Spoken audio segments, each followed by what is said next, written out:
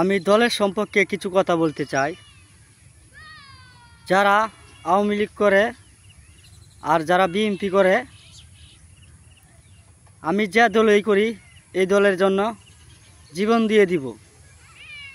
আর এরকম কিছু লোক আছে, বিএনপি যখন ক্ষমতাতে আসে আওয়ামী লীগের লোক বিএনপির সাথে মিশে যায়, আবার আওয়ামী লীগ যখন ক্ষমতাতে আসে তখন আওয়ামী লীগের লোক আবার বিএনপির সাথে মিশে যায়।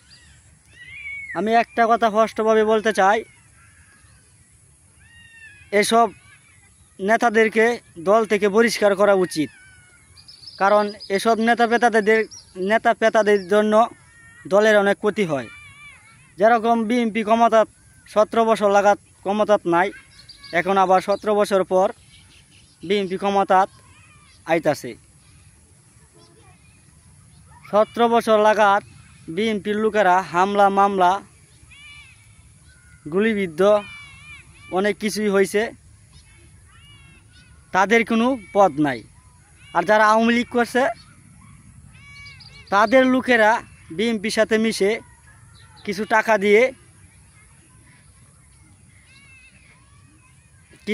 দিয়ে তাদের সাথে মিশে যাচ্ছে।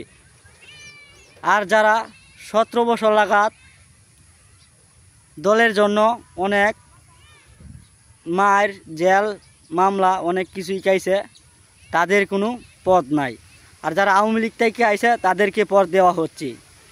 আমি একটা কথা বলতে চাই, এসব নেতাদেরকে দল থেকে বহিষ্কার করা উচিত। এসব নেতাদের কারণে দলের অনেক ক্ষতি হয়। আমি বিশেষভাবে অনুরোধ করে বলছি,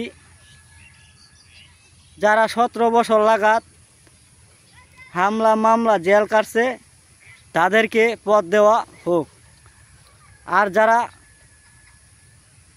অনেকেই আছে দল যারাই করি সেই দলের জন্য আমরা জীবন দিয়ে দিব, দল কোনো দিন পাল্টাবো না মরে গেলেও।